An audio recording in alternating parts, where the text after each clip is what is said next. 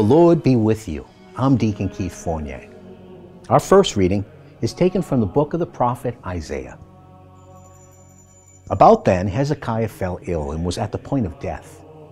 The prophet Isaiah, son of Amoz, came and said to him, Yahweh says this, put your affairs in order, for you are going to die.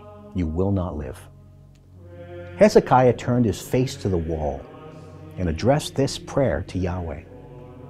Ah, Yahweh, remember, I beg you, that I have behaved faithfully and with sincerity of heart in your presence, and done what you regard as right. And Hezekiah shed many tears. Then the word of Yahweh came to Isaiah. Go and say to Hezekiah, Yahweh, the God of your ancestor David, says this. I have heard your prayer and seen your tears. I shall cure you. In 3 days' time you will go up to the Temple of Yahweh. I shall add 15 years to your life. I shall save you and this city from the king of Assyria's clutches, and defend this city for my sake and my servant David's sake. Bring a fig poultice, Isaiah said, apply it to the ulcer, and he will recover. Hezekiah said, what is the sign to tell me that I shall be going up to the temple of Yahweh? Here, Isaiah replied, is the sign from Yahweh, that he will do what he has said. Look, I shall make the shadow cast by the declining sun on the steps to Ahaz's roof room, go back 10 steps. And the sun went back the 10 steps by which it had declined. And our response is taken from the book of Isaiah. I thought, in the noon of my life I am to depart. At the gates of Sheol I shall be held for the rest of my days. I thought, I shall never see Yahweh again in the land of the living. I shall never see again a single one of those who live on earth.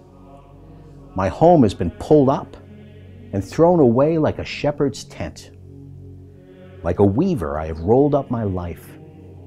He has cut me from the loom. From dawn to dark you have been making an end of me. The Lord is over them, they live, and everything in them lives by his Spirit. You will cure me, restore me to life. In a reading from the Holy Gospel according to St. Matthew. At that time, Jesus went through the cornfields one Sabbath day. His disciples were hungry and began to pick ears of corn and eat them.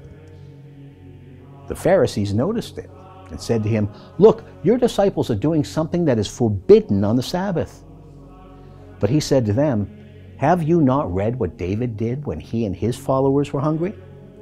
How he went into the house of God, and they ate the loaves of the offering, although neither he nor his followers were permitted to eat them, but only the priest.